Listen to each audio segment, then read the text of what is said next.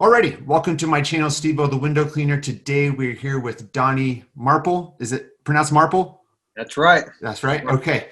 And Donnie is a newbie window cleaner with quite a story from when COVID hit as far as career changes.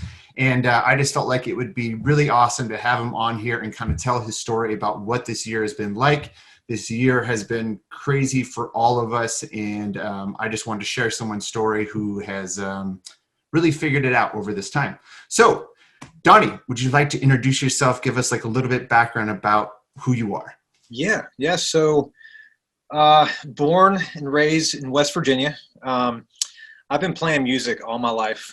Started playing drums when I was 3 years old. So, never had a lesson. No one really taught me how to play. I grew up playing in church. You know, I had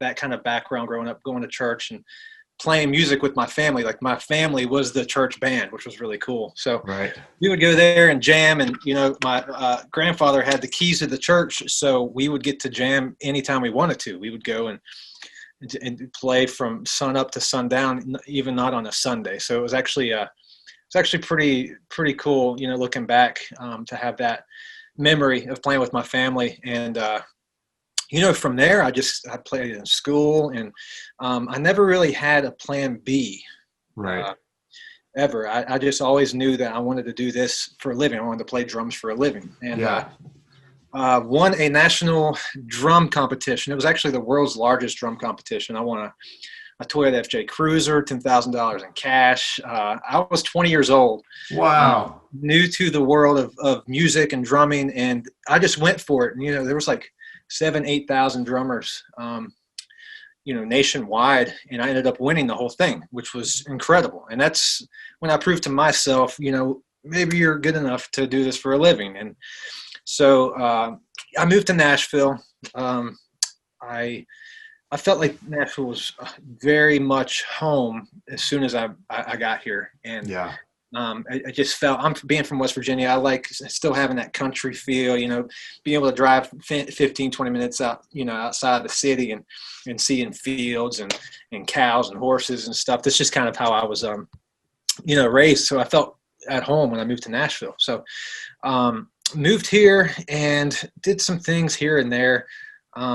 It's tough. It's tough to make it in the music industry.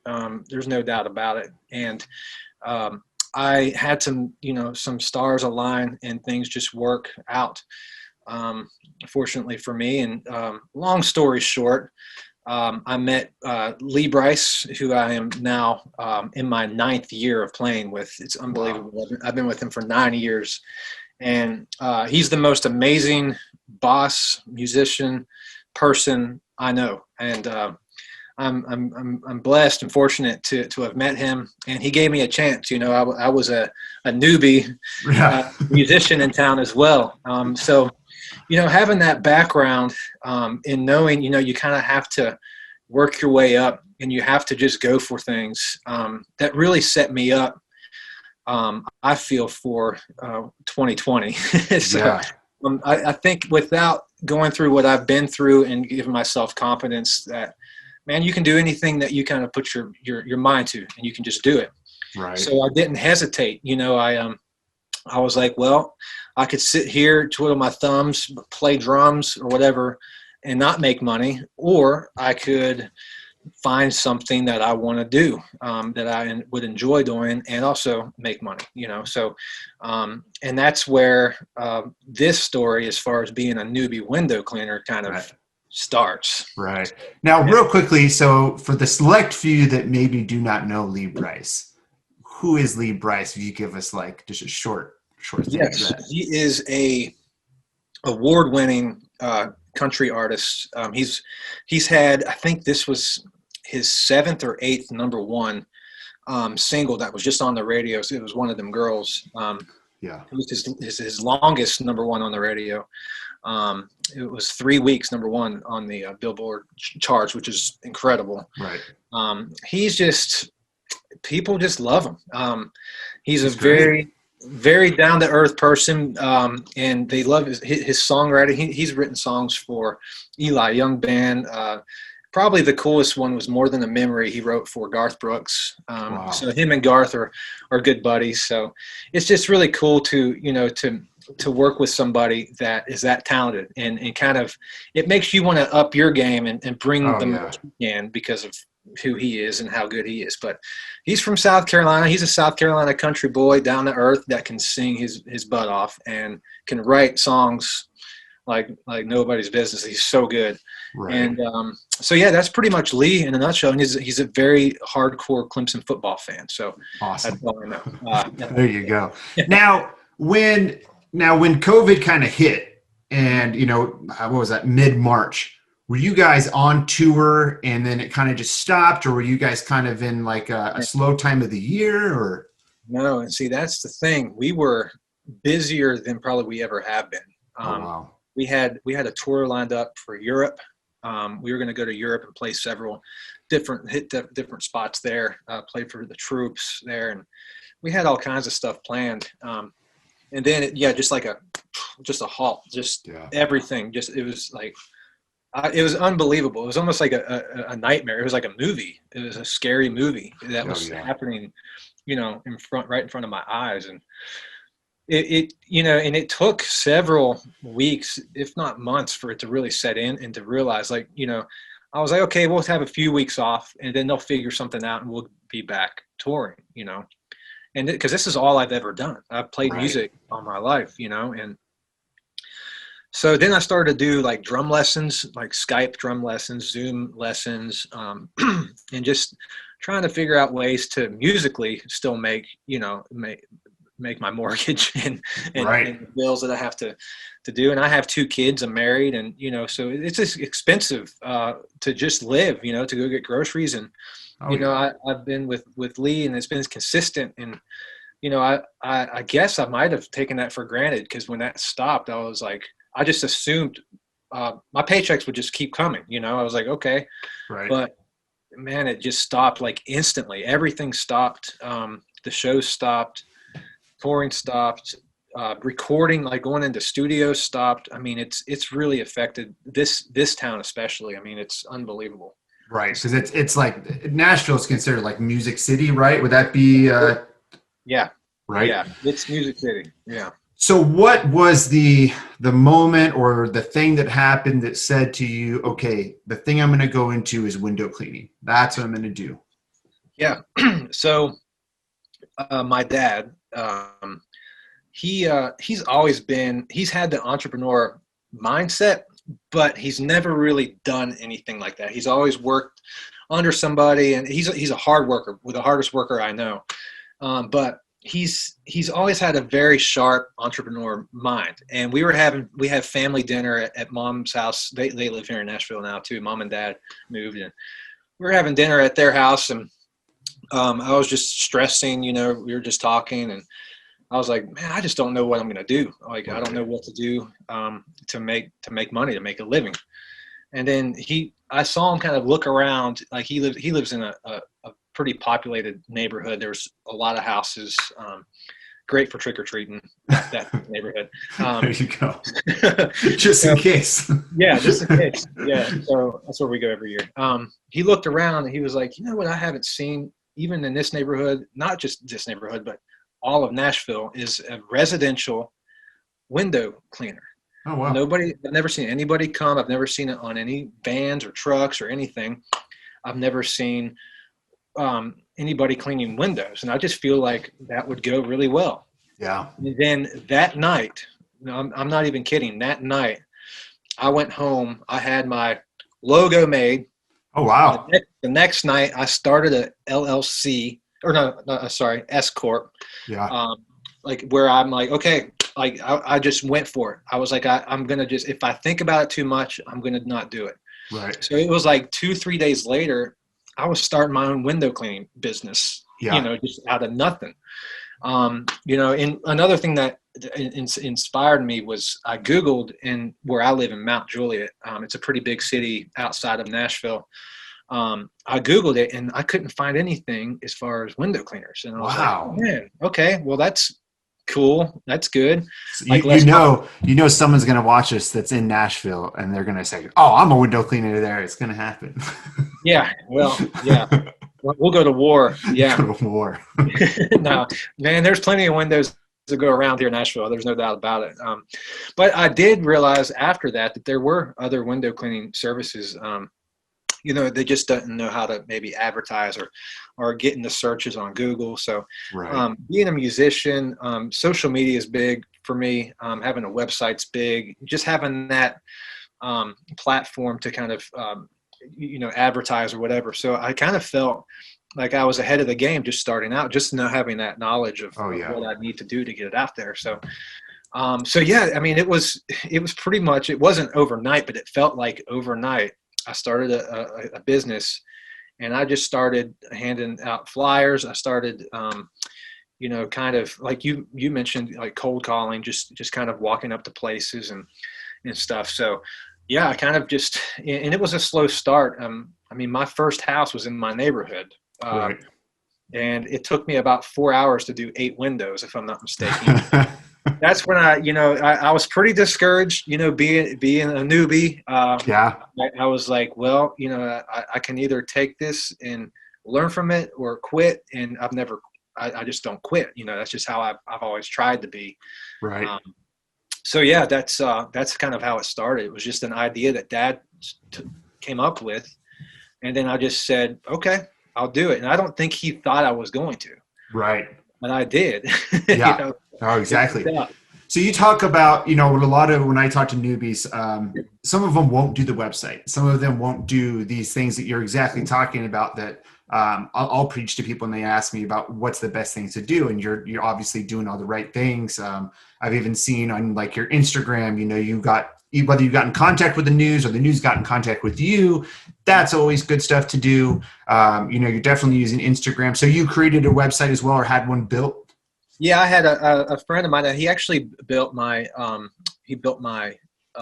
music site as well. So if you go to DonnieMarple.com, you can see my music side, but Pristine 4 in the letter U is my business site, which I haven't even looked at for a while, but it's nice to have. So when people click on the link, it's like, oh, a website can, in my opinion, can really make you look bigger than you really are, or more important, or whatever. If you have a professional looking website, chances are you're a professional yourself. So that's how I've always looked at it. So, oh yeah, most definitely. And have you used like Google My Business, stuff like that as well to kind of help? Yeah, for sure. I've been using other platforms. Thumbtack was what I used when I first started. Thumbtack was awesome. Yeah. And I'd be on camping trips, and I would hear a ding, and I would get so excited. I was like, yes, somebody wants their windows cleaned, Yeah. And the next thing I knew, I was having to pause my leads. I was having to do all that because I was getting too booked up. And my dad, he warned me. He said, get ready. He said, if no one else is cleaning windows here and it gets out, like, you better get ready, like, get ready to work. And it turns out he was right. Yeah. So I've had to take like a step back and take a breath, where I've had, for me, being booked out 2 and 3 weeks, and I'm having to take care of all the paperwork, all the bookings, that was too much for me. I just wasn't prepared for that. So, for newbies out there, I would definitely be like, just expect to be busy. And if you're not, that's fine, but you never know. You want to be prepared. I wasn't quite prepared, to be honest. And it kind of took me by surprise, but it turns out people have dirty windows and they don't like to clean them. Right. And you've taken on some pretty large projects from the beginning. I mean, I know we've talked about it privately and stuff, but I mean, you've taken on huge construction cleans where I even told you at one point, I was like, yeah, man, I don't know if you should get into that, but you're like, no, I'm doing it. I'm trying this out. Remember when I think I was begging you to talk me out of it, and you almost did. I think the first question I said, I was like, have you ever said no to a project because it was too big? And you were like, yeah, duh, of course I have. And then, but see, with me, that's how I'm learning. I'm afraid to say no because I'm afraid I'm going to miss out on a learning opportunity, Yeah. And this new one, that's probably, it's 1,200 to 1,500 windows. I didn't really count. I lost count. And I'm on week 4, but I just recently did a residential after doing 3-4 weeks of this new construction, and it was like the easiest. It seemed easy to me. So it's almost like, I don't know. It's almost like running with ankle weights on, and then you take them off, and you just feel like you can just fly through it. And that's kind of how these new constructions. It's just like tough work. Oh yeah. But at the end is really rewarding, and you end up learning a lot. Right. What was one of the, we talked recently about, something you came in contact with the construction clean, where whether or not it was a miscommunication, but where they expected more than, once you started getting into cleaning all that stuff off the frames, it was like, oh my gosh, if I do this and I do the glass, I'm going to be here forever. And I think that's one of maybe something you learned about was making sure that you're really detailed and like, hey, I'm doing glass only, I'm not doing this. Yeah. And that was definitely a pretty discouraging moment for me, because I was about halfway through this job, and I'm paying help. I got a really great helper. His name's Jake. He's an ex drummer, or he's not an ex drummer. He's still a drummer as well, but he's a hard worker. He's got a great work ethic and learned really fast. So it's been nice to have help as well. But what I learned, is you have to be really specific with when you're working if you're a subcontractor or working with other companies, because they'll just expect more and more and more and more and more out of you if you don't specify, where's the line. Yeah. So the situation with me was, I was cleaning the glass, but then they pointed out to me, well, it was like there was the frame that was around the glass, and then there was an other frame that I didn't think I was responsible for because they were a mess. So I started to clean them, and then it was taking me about 4 times longer just to clean those than the windows. And I realized, like, I don't have the equipment for this. I'm not prepared for this. So that's when I messaged you, and fortunately you've been there for me a lot. So I just want to stop and say thanks. You're welcome. You're welcome. Free tickets for you for life. Yes. But so you were like, man, you gotta hold your ground and let them know, what this, it is what it is, and if you have a problem with it, then we got to figure something else out. And I think it, just being honest and keeping the conversation open really does help in situations, whether you're doing an exterior of a home with 4 windows, or if you're doing a mansion with 300 windows. I mean, you got to be open and honest, and let people know what your expectations are, and you want to hear theirs as well. Right. So, and customers appreciate it. They understand, when things are just too much. Sometimes, every once in a while you get a customer who just you're never going to make happy, but it's really pretty rare, and most people are pretty sensible. And once you're bringing up something like that to them, we have a company we work with pretty often. We do construction cleans, and it feels like every time we have to let them know again, hey, we're not going to do the frames. We're just doing the glass. And it's like, it's a conversation that happens every single time, but we always just stand our ground. Nothing bad happens from it. Relationship is always good after. So how soon did you find that you kind of had to hire somebody or hire multiple people? Yeah. So it's funny. I had when I first started this thing, you can ask my wife, she would come out at 1, 2 in the morning, and I'd be sitting on a chair working on my technique. Like, that's just how I am. That's how I practice drums too. Right. Like I'm a visual learner, which is great for this. And I'm really glad you have a YouTube channel. If you had 1 million hits on something, you probably have 2 million at this point. It's my views. I've learned a lot from watching you and other window cleaners as well. It's really cool to see how everyone approaches it. And that's how I kind of relate it to drumming. I don't watch just one drummer, or I would turn into that drummer. I'm trying to figure out ways. And I might copy a technique from you and then watch another guy that does something a little bit different. And then I can play around with both of them. That makes me personally feel more comfortable, that makes it more efficient and gets the job done better. But when I first started, I was by myself, and I was just working and practicing, and then I realized I needed help. Like like that's what you asked. I realized I needed help probably about 2 months in, when I was booked out 2 weeks, and I was wanting to start booking 2 homes in one day, just to give that a try. So I had my dad and my brother come over, and I was showing them techniques and different things that I've learned. So here I am, a month in, training somebody. Like, it's just, I was like, this isn't good, but let's just fake it till you make it. Let's do this, and we'll figure it out. If you have to take 6 hours before the windows are clean, we'll take 6 hours. Like, let's just get it done. And so I had help, from Dad and Nathan, my brother. And then, I wanted somebody outside of the family to kind of jump on. And it just came at a perfect timing when Jake, he messaged me, and he came to me. I wasn't looking. He came to me. He was like, man, I love the story. I'm a drummer as well. I'm looking for work, and I'd love to help you. And that's cool. So in the music world, I'm getting messages from, Florida Georgia Line's drummer, all these different like musicians and drummers and stuff. They're just they're proud of me. They're happy for me. And I think some of them are inspiring me, and I'm hoping I'm inspiring them to make the most of this. We can sit and mope and get depressed, but you have to find something that makes you happy, and that you can still have income and provide. And so I'm starting to see other peers of mine. For instance, our guitar player, Travis Bettis, he has his own fishing charter, pulling in work left and right. I mean, he's so busy.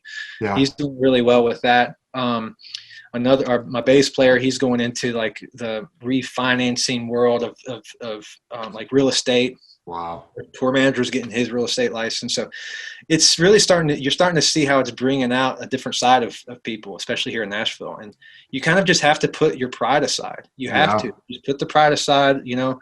I'm not getting catered food every day. I'm not waking up in a different city and playing in front of thousands of people. Right. That was awesome. I miss it. No doubt about it. Music is a great way to make a living.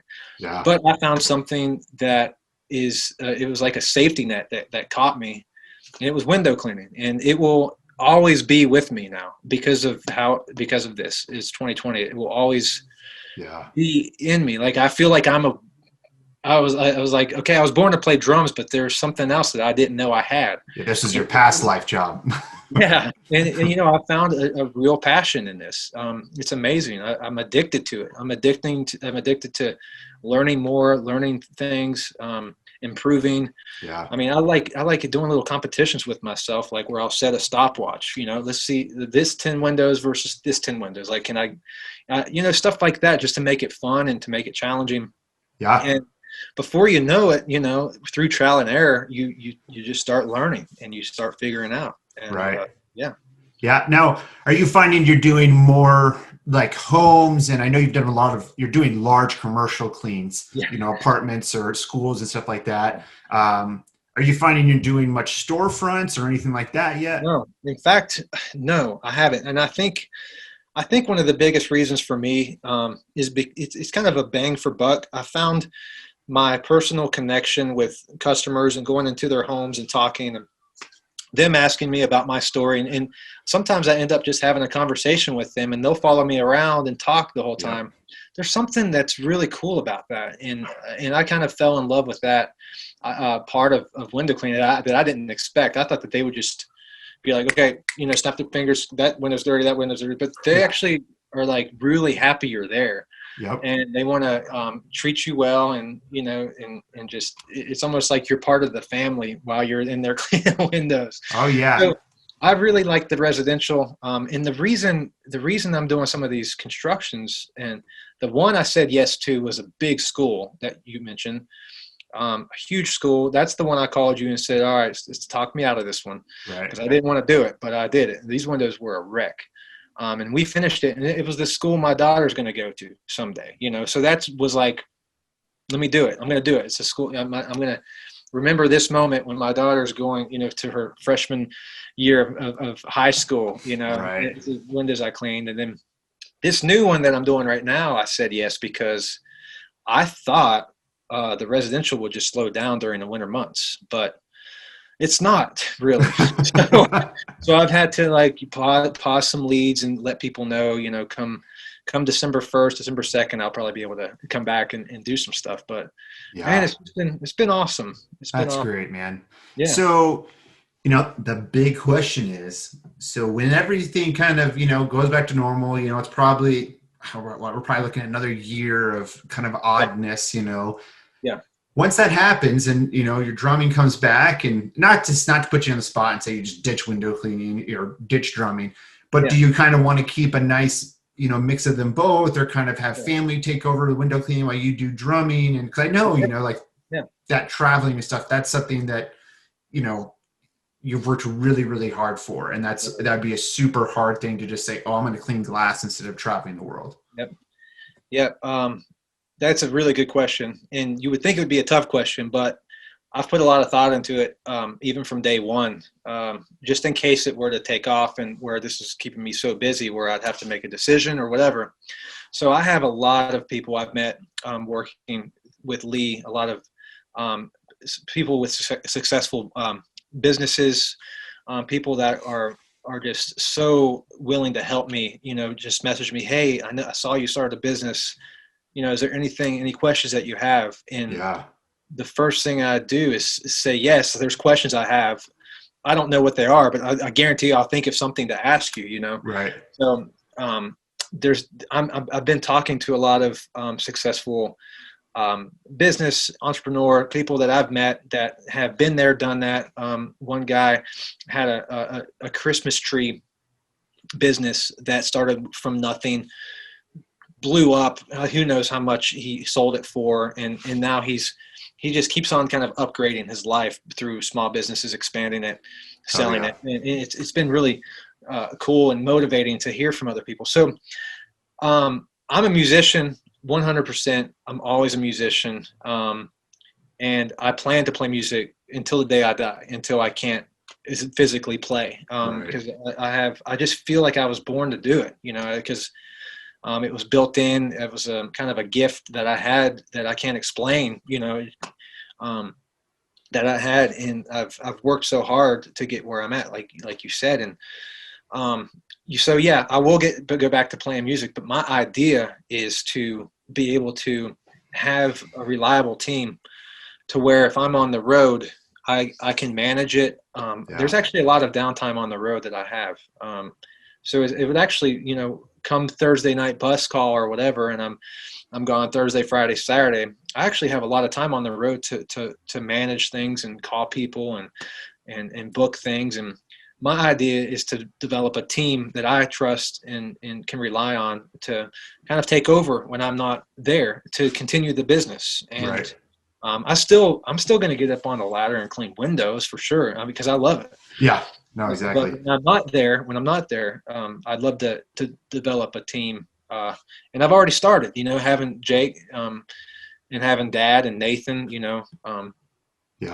it's really cool. So that's my idea. I want to continue to do both, because you never know. Like I didn't realize how fragile the music industry could be. I thought it was like no matter what, there's going to be music being played. Right. And I think that's what kind of, blew everyone's minds with this, is just how much, you see Broadway's just like shut down for like a year and a half. I mean, they're not doing anything through 2021. Ghost town. Total ghost town. And so, why I think this is so cool is because I think a lot of people would say, oh, you're a drummer for Lee Brice, you must have just extended amount of wealth and that you wouldn't have to do anything, right? And we really kind of don't know. And so to see someone, kind of do a blue collar job after doing that, it's just awesome to see. And it's awesome to see, so many people could sit around and have a pity party so quickly with this, and even I was worried, even in the window cleaning world. I remember, the day that we were hearing about everything, the last day I worked before we just stopped working for like a few weeks, I looked at Alfredo, the guy I work with a lot, and I said, man, we may not be cleaning windows for like a long freaking time. Like this may get really, really bad. And by 8 p.m. that night, I talked to the other owner, Jim, and we were like, okay, man, like, think it's just best to stay home. We quickly lost half of our commercial work, half our regular round work. And we just last 2 weeks got everything back.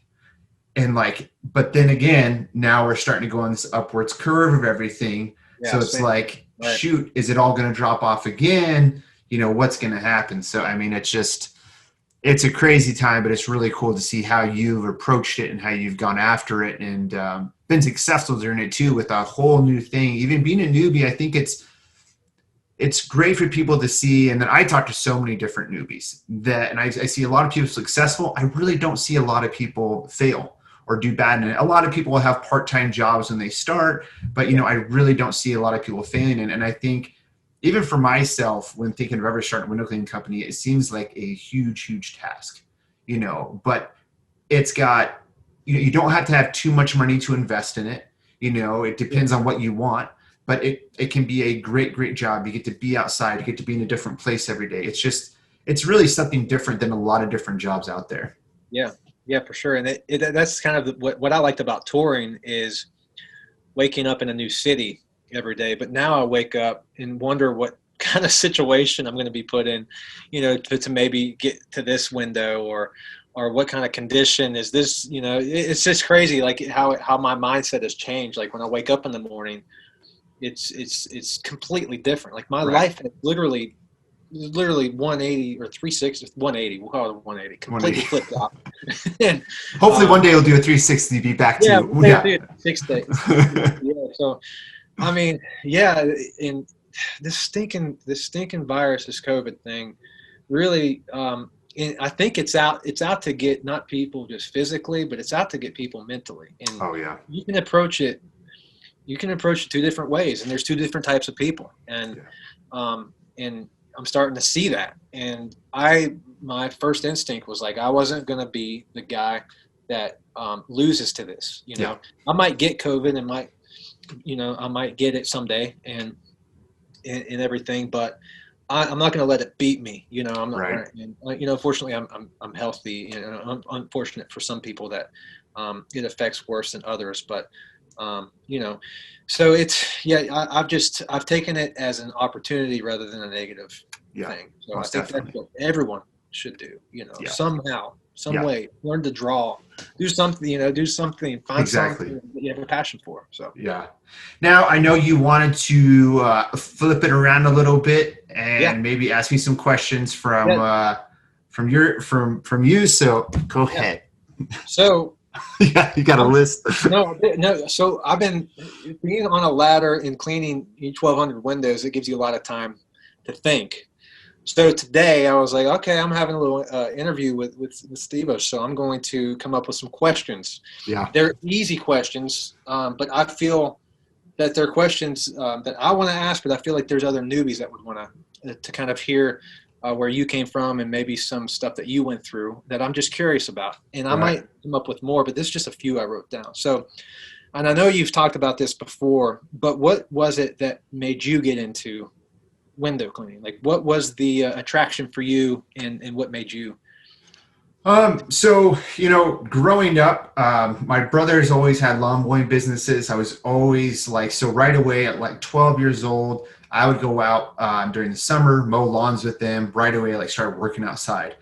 In high school, every summer, I took that business over. My brother was like 6 years older, so he was in college. I took that over, was doing that in the summers, and I just always really enjoyed being outside.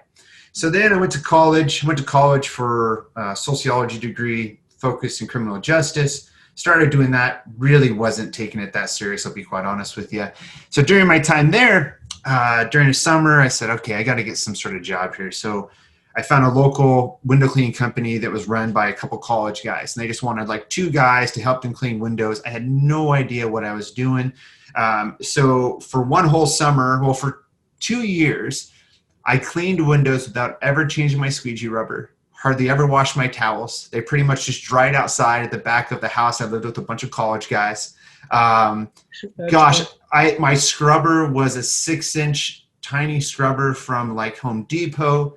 I used a spray bottle with some stuff in it called glycerin, which now I understand is supposed to be an additive with other stuff. I mean, I would run the squeegee on the glass and it would just chatter on the glass. And I was like, well, I guess that's what's supposed to happen. I don't know. Like the jobs, This is so inspiring to hear that you were there. You were at that point. It was horrible, man. It was really, really bad. So I did that for 2 years. I mean, it was to the point where what I would do is I would go to class, I would get out of class and I would go clean a home and I would meet up with like different window cleaners all the time. So I remember this home, and I met up with this guy who was a local like professional window cleaner. And I remember seeing him have something on his belt. And I remember saying to the guy to hold his like squeegees and wash sleeve, I was like, to the guy, he has some sort of like mailbox on the side of his leg that he was holding everything in. Yeah. I was like, what is that? And he goes, oh, I don't really know what that is. Well, shoot. So that guy never came back. So he knew I wasn't helping him at this job at all.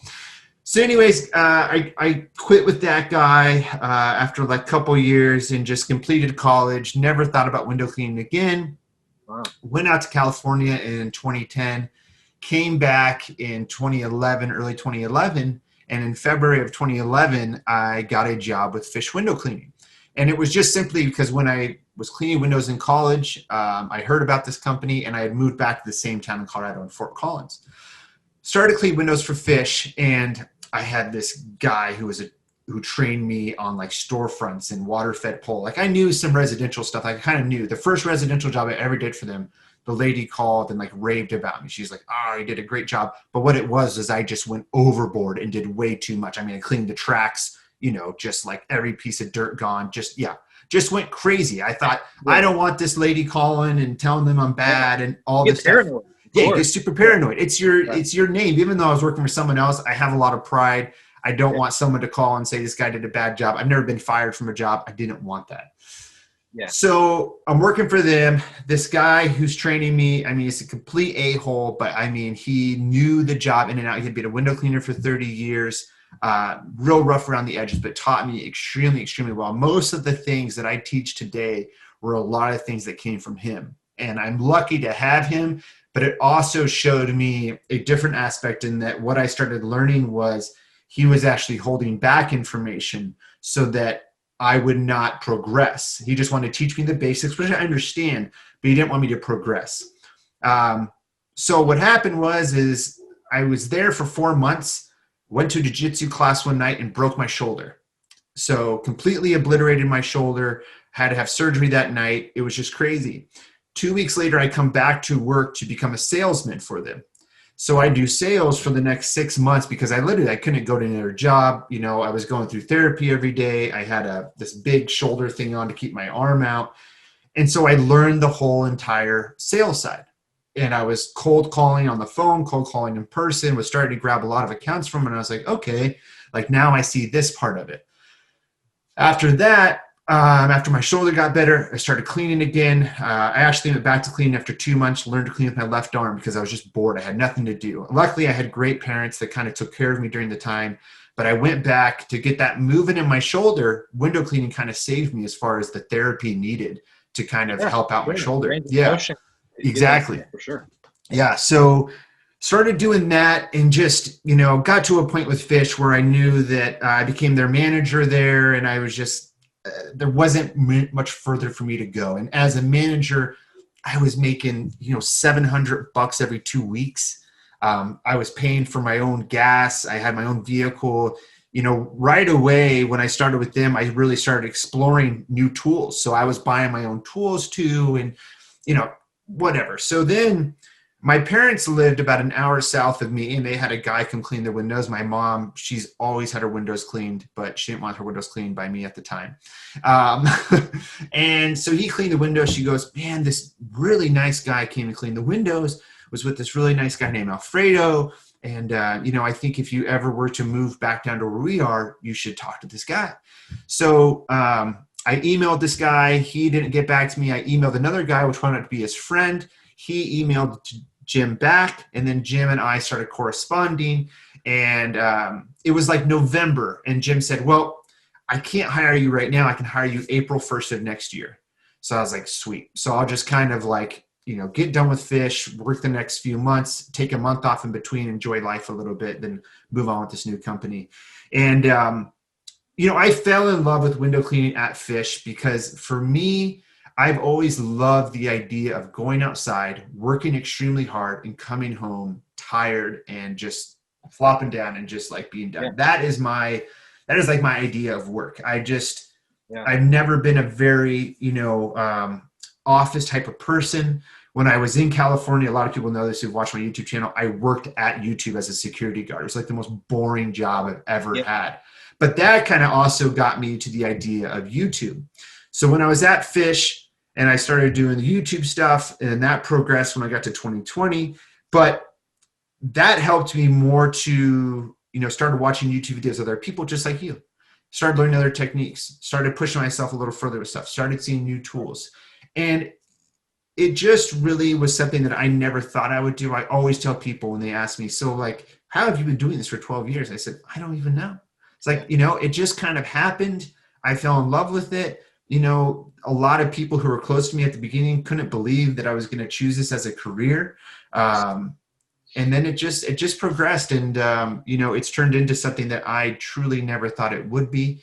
And, now co-owning the company with Jim has been awesome. And that's probably a really long story that was probably too long, but that's kind of how I fell in love with window cleaning. And the name of the company is 2020 Window Cleaning. That's what I've seen. I was just making sure. So yeah. 2020. I don't understand why you would name it that. It's weird. Now you definitely want to throw that name out. It was really funny. In January and February of 2020, everyone was coming up to me like, oh man, 2020 is your year, man. What a great name. What an awesome name. Once March 14th, March 15th happened and Corona hit, I've heard that not once this whole entire year. You might as well call it Corona Vision. Corona window cleaning.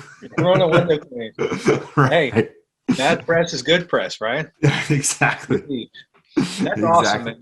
That's awesome. So you've really climbed the ladder. Yeah, I mean, literally as well, but that's amazing. Yeah. I mean, I'll tell you, the first day I ever cleaned storefronts on myself, I mean, I came home, no joke, man, grown man, and I cried.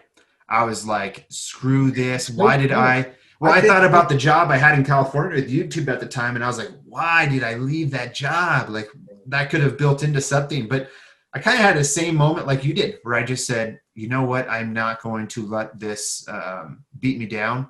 I'm going to push forward. And I never had really done that with jobs where I really just stuck with it. And I'm very glad that I did.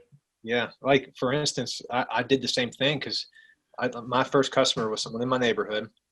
And I didn't have, now looking back, like if I would have had this or that, like equipment wise, I would have been a lot better. But it was my first house. She just wanted like literally 4 or 5 windows cleaned in the front. And the reason she wanted them cleaned is she couldn't get to them. Right. Well, there were trees in the way. It was stories tall. I was trying to pull like straight pulls and all this. And this was all like stuff I'm still experimenting with, but here I am getting paid to do this. Right. So I came home, it was just the front of the house, and it took 4 or 5 hours to do. It took like an hour a window, and I like how you cried. Like I was like, never mind. I'm going to hang it up. Never mind. Yeah. But something kept telling me, it was like, okay, not every house is going to be like that.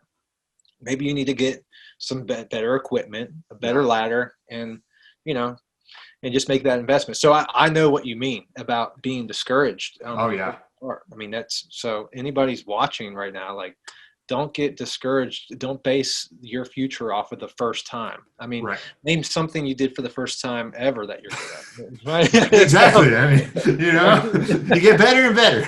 You get better and better.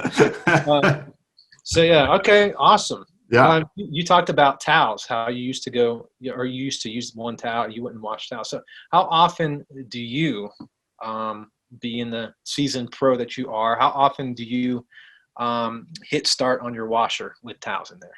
How often do you wash? If I wash towels every night just to have, but there's usually 2 of us working out at the van. So, and we use, these, I get made fun about it all the time, a large bath towel. And then we have our hook towels or our microfibers. We kind of have them just all mixed together in a pile. And so when we're all working together, I'll always at the end of the day just collect everything just in case we have like an inside of a dealership the next day, or because sometimes our schedule of what we have in a day is never actually what always happens. If we finish at 2:00, we push it till 4 or 5 because we know that work's going to come in that week that we can fill up Friday with. So like if it's Monday, Tuesday, and we finish Tuesday at 2, we're going to go to the dealership or do something else to make sure. So I always just keep on as many towels as possible. I'm actually pretty big on never having my towels feel at all damp.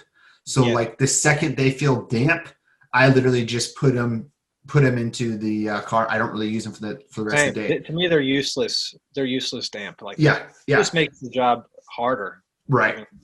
The guy who trained me, now he would only allow me 2 Huck towels in a day. That's it. Dang, so that taught efficiency for you. It taught me efficiency, but he also taught me to clean up my mess inside of places with the mop that I used to scrub the glass. So that was not good. Don't do that. Your mop will stink. You will leave streaks everywhere. But yeah, so he taught me that. And right away I was kind of like, okay, I get it. Like in the summertime, like 2 towels a day is like max, but I'll probably use 3 to 4 bath towels because I'm huge about cleaning up my mess, cleaning up runs on frames. Like like quality is, even if you use a pole inside the house, I always go up to that ledge. I wipe the ledge down. I don't leave any sort of solution anywhere. It's just, I just feel like that's crazy adamant. I talked to some guys who will literally pull inside homes and not clean up the mess that's on the top frame. Yeah. And it's crazy, but I'll wash towels every day. I always tell people, use as many towels as you feel comfortable in a day. Never, always, because I have guys, next to me too. Oh, I've created this tool because I hate detailing. I hate using towels. And it's kind of like, I don't know, man, detailing kind of comes with the job. Even if you get all the water out the glass, you've probably hit your mop on the frame. You need to wipe that off. So it's just, is what it is. Yeah. Gotcha. Yeah. Okay. That was a question I wasn't going to ask. That's interesting because I think I literally got a call from our utility people that the water company said your water bill, just warning you, it's higher this time than usual, and it was right when I was starting window cleaning. Right. So it is every night. I was just making sure that was somewhat normal. Oh yeah. I have a dirty basket in my van, and it's filled up. Especially on these new constructions. So that's cool. I was curious about that. All right. Here's another question. This goes out for the newbies. Okay. If a house took you 4 hours to clean in your first month of window cleaning ever, how long would that house take you today, being an experienced window cleaner? If it took you 4 hours, let's say a house took you 4 hours to clean the first time you ever cleaned it, how long would it take you to clean it in this day and age? I'd say probably like an hour and a half. Wow. Yeah. Wow. Okay. Yeah. I've gotten to a point where I have systems, and I do the same system every house. I don't waver from it at all. I can do most homes on the inside, except for large ones, anywhere from 30 minutes to an hour. On homes, averagely, hour-wise, I'm averaging anywhere from 100 to 125 an hour with our pricing. So it's definitely gone up and up and up as far as the quickness. And I think that partially comes from knowing what's acceptable and what's not acceptable. I look at that as part of what taught me as far as when I was at Fish. I remember a conversation I had with my manager of them saying, we're thinking that you're doing too much. Like you could even dial it back and still do a really good job and still really impress these people and not have to do everything you're doing. So as I've worked longer and longer, I have figured out, what things I really need to pay attention to, what things I don't need to pay attention to. Part of that comes from the communication of the bid with the customer. But yeah, no, I have worked with a few people, and I'm not trying to be cocky, but that have cleaned windows, and they always tell me, I don't know how the heck you get through these things so quick. But I think it just comes with time. I think that would be the same way with anybody that you'd clean windows with that had 10 to 12 years of experience, even 30 years of experience. I think that 10 to 30 years, I don't feel like there's a whole lot difference other than just seeing more circumstances of hard stuff. But in these 12 years, I mean, I've been at least the last 10, cleaning every single day, almost Monday through Saturday, 8 hours a day. So seen a lot during that time. I've tested a lot of different tools. I know what works in certain places. They're not, you may look at a window and have a couple or a few different ideas of how you want to approach it. I look at a window, I'm like, okay, I know exactly what I need. I'm gonna go grab it, and like, I would say a big thing that's helped me inside homes too is pole work inside homes even, and knowing when that's acceptable. And, just like I said earlier, always clean up your mess, but having a pole and like for those awkward windows and knowing like, okay, they're not going to be able to see exactly what I'm seeing, right? But I know that it's going to look good. Like I know it's going to look good. But if I was to really go over and over and beyond and do that and get the ladder all the way up there, the time invested in that is not worth the money that's going to be made on this. And so like Jim, Alfredo, and I go into a house, we all have our poles, we have our step ladders, we have everything we possibly need to get that job done. But I mean, you'll see us a lot of the time using poles, and it's just kind of how we've done it. Yeah. Wow. That was a cocky answer. I'm sorry. No, man, it's confident. Yeah. And that's something that I've struggled with. How we talked about kind of paying too close attention to the very little details, and that's when it can get discouraging and get almost too much. Where you're it's almost like you're putting this much effort in to just clean this one spot on this one window. You leave it and you go back and you realize you didn't even get it. And sometimes, and I remember you saying that you got to know when to leave a window. You just have to know when. And that's something I think I'll never fully learn. And I think that's something that you'll adapt to, every time that you do a house or some type of, any type of cleaning. Right. But that's one thing I struggle with still being a newbie is that paranoia, making sure, I'm not going to get a bad review. So that's something that I'll probably grow out of. But I guess that just takes time. So yeah, no, definitely. It definitely takes time. When I put out a video called, this is a while ago, it was called Window Cleaning is Not Perfect. And I remember I put that video out and I mean, and like just tons of comments about it. And then I remember even being downtown in a local town named Longmont, and 3 fish guys walked by and they knew who I was from the videos, and they all came in and they all were like, thank you for that video, because like nobody's ever told us that. And that's something that we struggle with so much. And ever since you watched that video, we've kind of like dialed it back a little bit, and everything's been good. Like, so yeah, there's definitely, you almost have to look at windows the way you looked at windows before you ever became a window cleaner.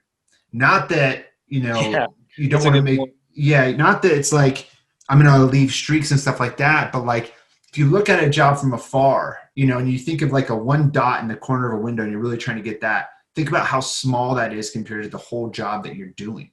It's such a small thing where you can, and you're going to have that picky customer someday that does it.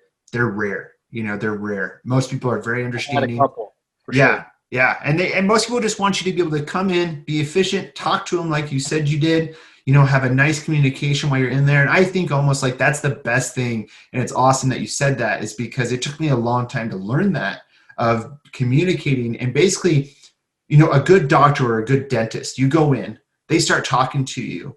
All of a sudden your cleaning's going or the procedure's going, but they're talking to you, having fun. All of a sudden it's done. That's what I like to be able to give to people on the inside the house. If they want it, you go in some houses, they don't want to talk to you. Sometimes the customer isn't there, but if you can like roll through the house, talk to them, and all of a sudden conversation ends, like, okay, well, I'm done at the inside. I'm gonna go finish the outside. And they're like, wow, that was like, I did not think the experience was going to be like that. I didn't think this guy or this lady were going to be that nice. And now knowing that, I want to have them back all the time. And like that, being able to be personable, which I've noticed with you since the beginning, since we first ever talked, is just a huge factor. And for you, maybe a lot of that's come from, what you've done with your career in drumming too, is just being out there, being in front of a lot of people. And, that anxiousness probably isn't as big for you as it is for other people that maybe haven't had those life experiences. Yeah. You know what's weird? Hopefully you can hear me. Kind of hear you, but just let it get back. Says it's bad. Okay. You sound like sound kind of like the Terminator right now, so I don't know if that's a good thing or a good thing. Can you hear me better now? It says your internet connection is unstable. Of course, it's my internet. Anyway. I can see you okay. It's still recording. Okay, good. Yeah, so, okay, here's another stupid question that I thought of when I was using my 24-inch squeegee today. If you had to pick one size squeegee channel to use for the rest of your window cleaning career, what size would it be and why? Whew. I would have to say, oh man, 14. I think that would be my vote as well. Yeah, 14 I could do any storefront with. If I had to, I could buff out Frenchies with a little towel, I guess, if I needed to. Yeah, we can't do the French pains with it. Or just not take those jobs. Can't do Frenchies. Yeah. But yeah, no, 14 is a powerhouse in residential. A 14 smooth. You can keep it even on the glass. It's just, for me, it's always been like one of my go-tos. I love my 18. I don't even carry anything bigger than 18 anymore. I do 18, 14, 10, 12, 8, 6. That's my setup. That's what I keep with. Oh, wow. Yeah. So you have those on you. Now, for instance, if there's a house that you're not going to need a 6 or an 8 on, do you still have that on you somewhere, or do you kind of just leave that in the van? Or I always have a 6-inch that is also my frame squeegee for storefronts. That's for commercial, like storefront stuff. Yeah. Yeah, but I'll always have that because it's just like very comfortable. It's very light. It's already in my pouch on like kind of a holster area. And then I always have my 14 and 18. And then what I do with, like, say if I think, maybe I'll have French doors. Like most French doors, you can either do a straight pull or a side pull with a 12 or a 10. With most French doors that are inside. So I'll throw those in my bucket of water with like a 6-inch mop and just have it just in case I'm in there and they say, hey, we want you to do the the French windows that go into the office. I'll just like kind of have it ready. Or sometimes restroom double hungs fit a 12-inch a little better than a 14-inch as far as like fanning and stuff. So I'll bring that in. But most commonly 14 and 18 gets me through most homes that are casements or double hungs or really anything like that. Yeah. Here's a random question. Are you using that water fed pole behind you? Because I could probably. Oh, you want this one? If you're not using it. Yeah. That's it. This is the Xero Timberwolf.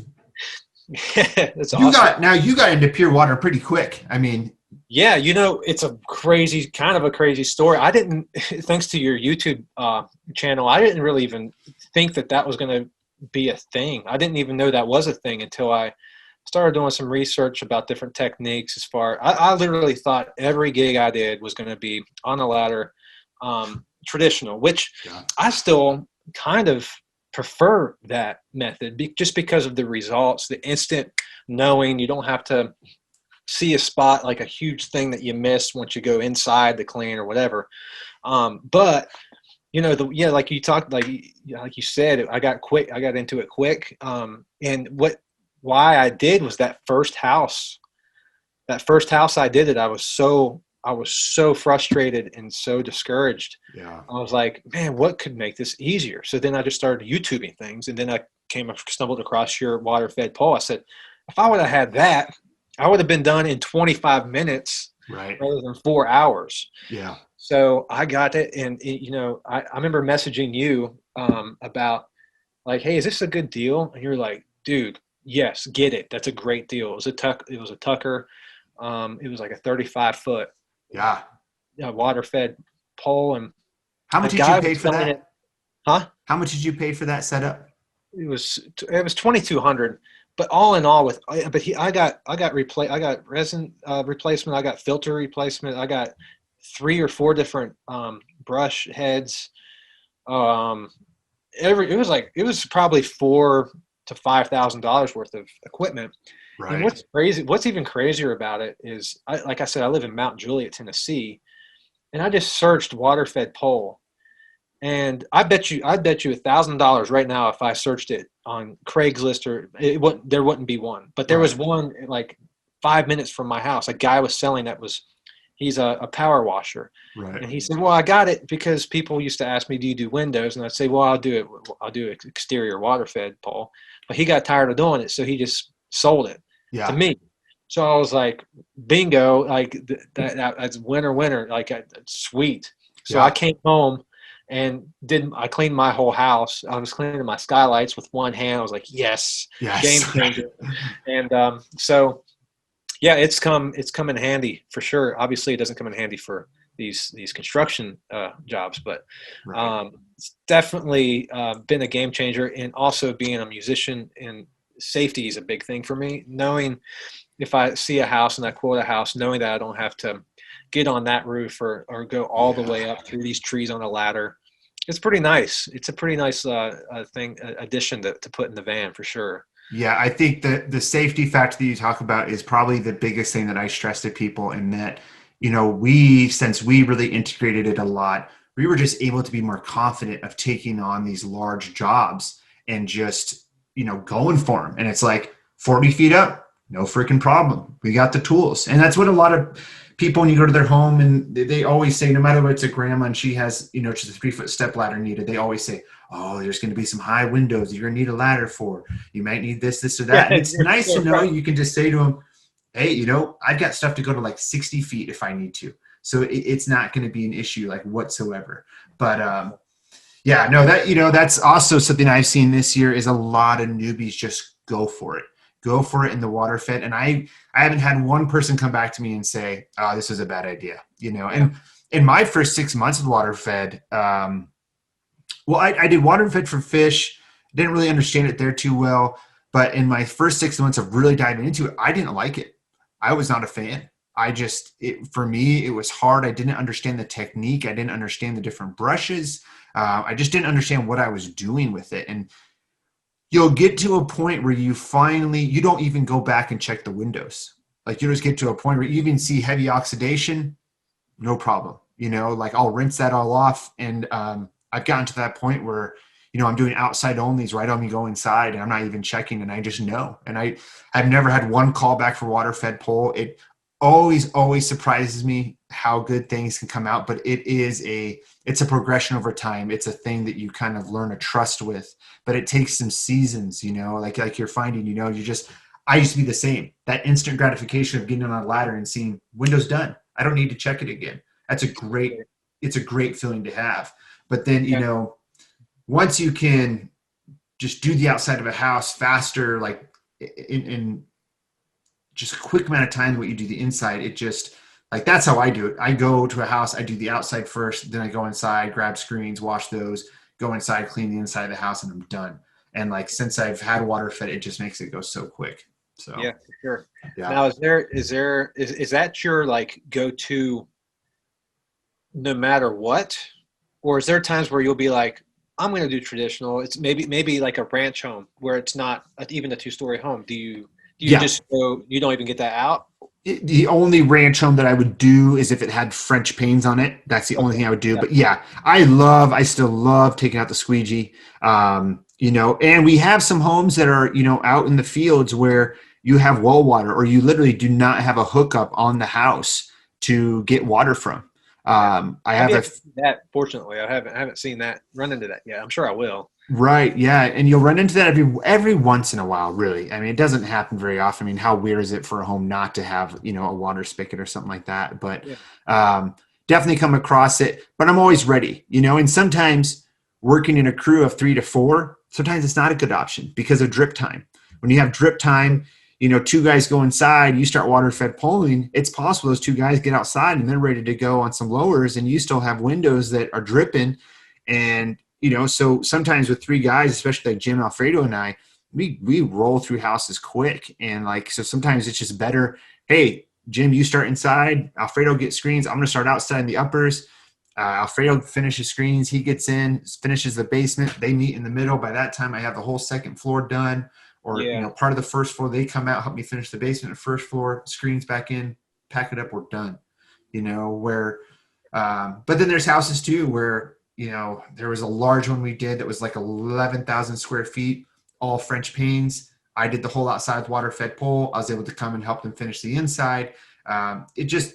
different circumstances, but like anything like really two-story now, I love water fed. I just love it.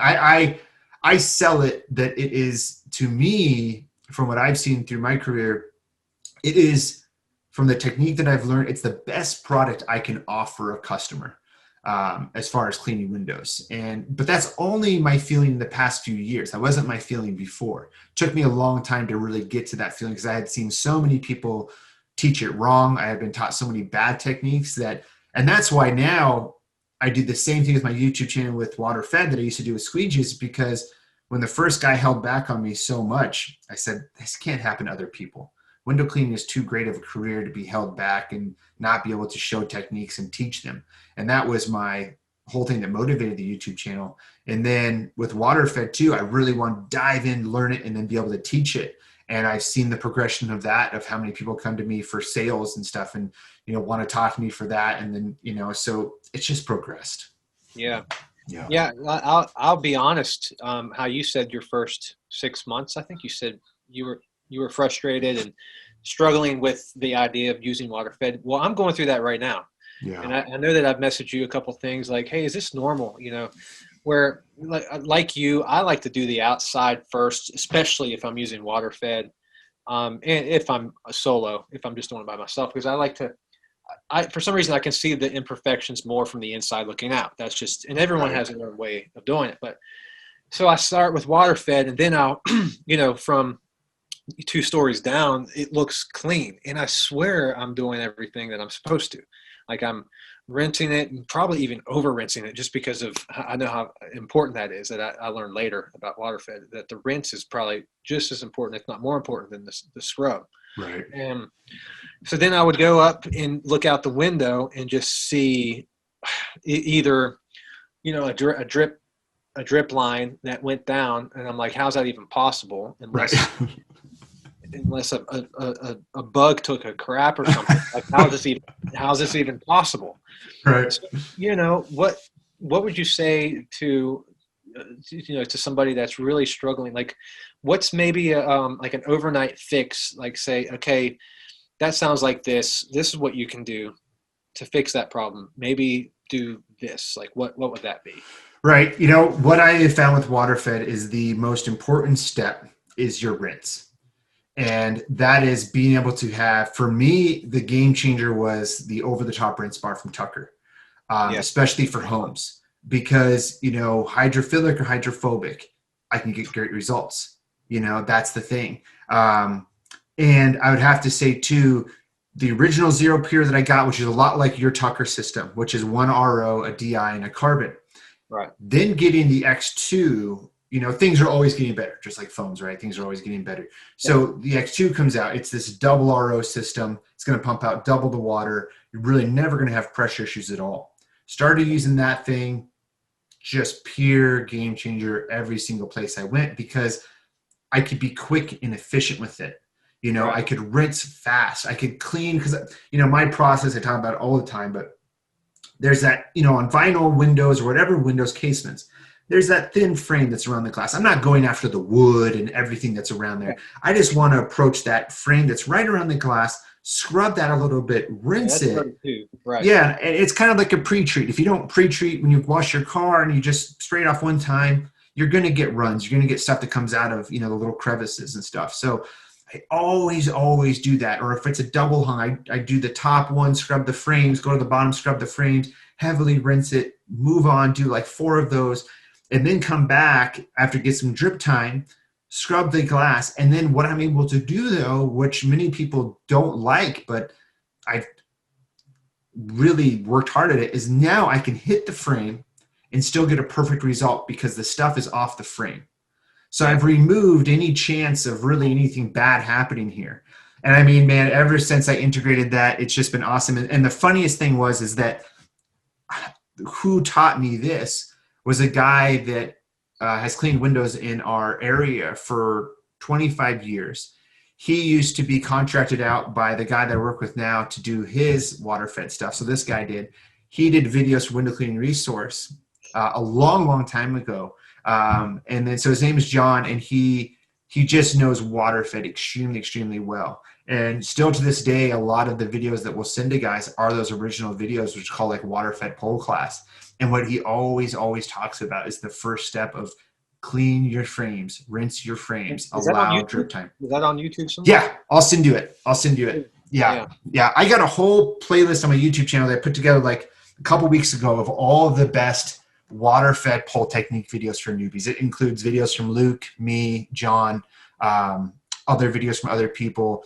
Because I know, just like you said earlier, it's not about learning from one person. You know, you didn't learn drumming from one person. You learn it from multiple people, and then you kind of get together who you are. You don't want to be like somebody else. You want to be yourself and what you do. So you form that. We all learn from somewhere, you know. So Now you talk about other YouTubers. Where, like, for instance, you talk about. I've seen Luke. I've seen his page. You've met him, obviously, in talk to him. How did you get, like, do you guys talk, like, do the YouTube guys kind of get together and talk about stuff, or how does that work as far as that, you know, the YouTube thing? Yeah. So, you know, it was really cool. Luke and I have actually known each other since 2014.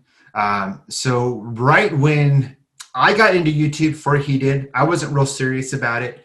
When he got in, he got pretty serious pretty quick, and he really changed the game. I'll be quite honest, as far as all this stuff goes. He put in a new like grade of professionalism that went into it that really kind of made it into really what it is.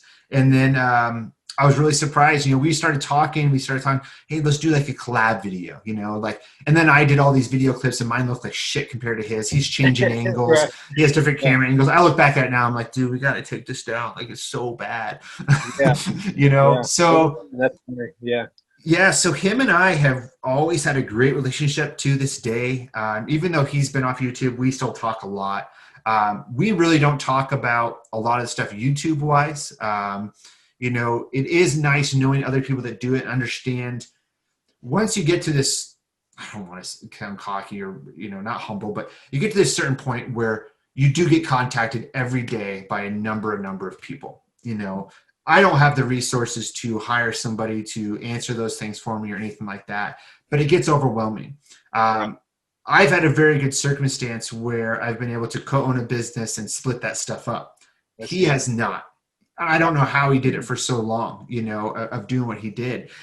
But then, so he asked me to start doing videos with Window Cleaning Resource about 4 years ago. And a team of us kind of all got together and started creating videos. It was Luke, the window cleans. I don't know if you ever watch him. Jordy, he's also a WCR sales rep. There was Window Joe, who's a guy out of New York. There was Fluff Daddy. I don't know if you've ever seen him. No. I think he actually deleted his YouTube channel like a year ago, but he's just a hilarious guy. And so we all went to the huge convention, and that's where we all met up for the first time. And it was just like a bond right away. You know, even the second year, some of those guys were gone, but Luke was there. Some of the newer guys on YouTube, like Squeegee and stuff, they kind of have a rougher crowd, or they'll, you know, talk about crazy things on his podcast and stuff like that. But, you know, there's so many different groups inside of this YouTube thing, and this YouTube thing in this world of window cleaning or pressure washing or these services businesses has really, you know, blown up. You know, it turns into this, for me, it's turned into becoming a WCR sales rep. It's turned into a whole many other avenues. And like, I mean, this year coming up, I will be going into probably the craziest year that I'll ever do on YouTube. And I haven't even talked about it at all. But yeah, there's huge changes coming. There's a lot of big things coming that will be really awesome. But like the YouTube community has been really great. It's everybody's actually really humble. You know, there's some big players I don't really talk to that are kind of in their own niches, but you know, we've all gotten to know each other very well, and it's been a really cool journey. Yeah, it sounds like how you said you met at a convention. So us musicians go to conventions as well. It's called NAMM, N-A-M-M, and you go and it's just a bunch of cool gear and a bunch of cool stuff. And it's kind of cool to hear that that people in the service industry also has something like that.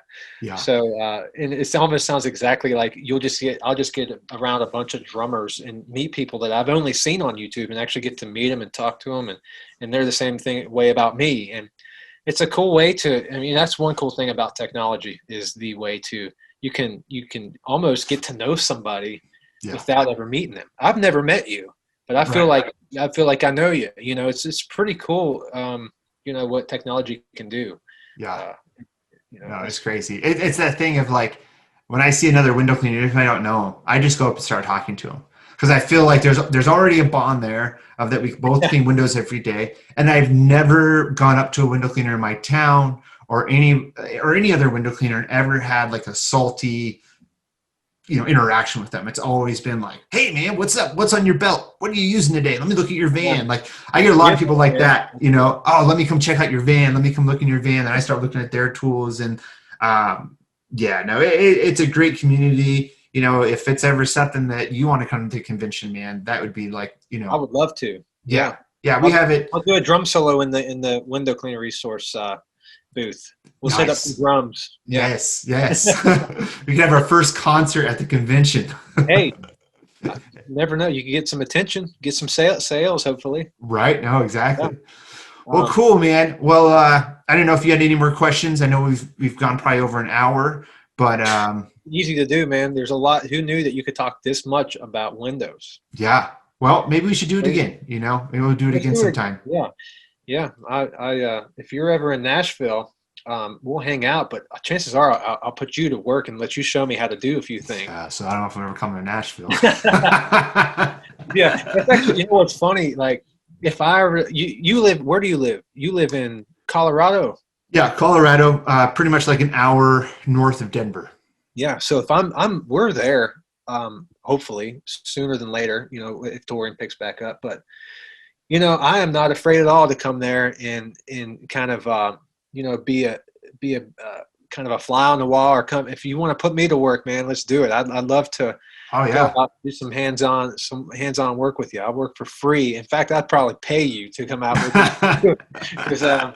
But all that being said, I do want to just say real quick, and I know that you have you take time and you put in good quality videos, and there's no doubt, I'm not getting soft here, but there's no doubt I would be where I'm at without you. So I just wanted to say thanks for, you know, kind of spreading the word about this community and about window cleaning, because I would not have done it, and I wouldn't be where I'm at now without you. So thanks, you so much. No, that means a lot.